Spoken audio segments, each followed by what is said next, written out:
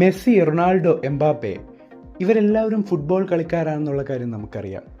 ഇവരെല്ലാവരും ക്രിക്കറ്റ് കളിച്ചു കഴിഞ്ഞാൽ ഏത് പൊസിഷനിലാവും കളിക്കുക എന്നുള്ളൊരു ഇൻട്രസ്റ്റിംഗ് വീഡിയോയെക്കുറിച്ചാണ് നമ്മൾ ചെയ്യുന്നത്. ലയണൽ മെസ്സി, ക്ലാസിക് ബാറ്റ്സ്മാൻ, ലോക ഫുട്ബോളിലെ മജീഷ്യൻ മെസ്സി.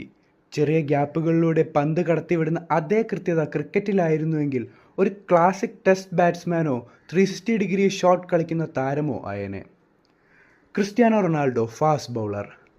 അസാധാരണ ഫിറ്റ്നസ്, ഉയർന്ന ചാട്ടം, ശക്തി. റൊണാൾഡോ ക്രിക്കറ്റ് കളിച്ചിരുന്നെങ്കിൽ മണിക്കൂറിൽ 145 കിലോമീറ്റർ മുകളിലുള്ള വേഗതയിൽ പന്തെറിയുന്ന ഒരു ഫാസ്റ്റ് ബൗളറായി മാറിയേനെ. Kylian Mbappe, electric fielder.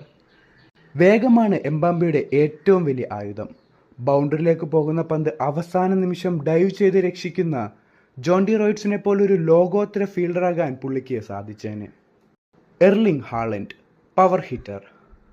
ഹാലൻഡിൻ്റെ ശക്തിയും ശരീരഘടനയും കണക്കിലെടുത്താൽ സിക്സറുകൾ മാത്രം ലക്ഷ്യമിടുന്ന ഒരു പവർ ഹിറ്റർ ആകുമായിരിക്കും.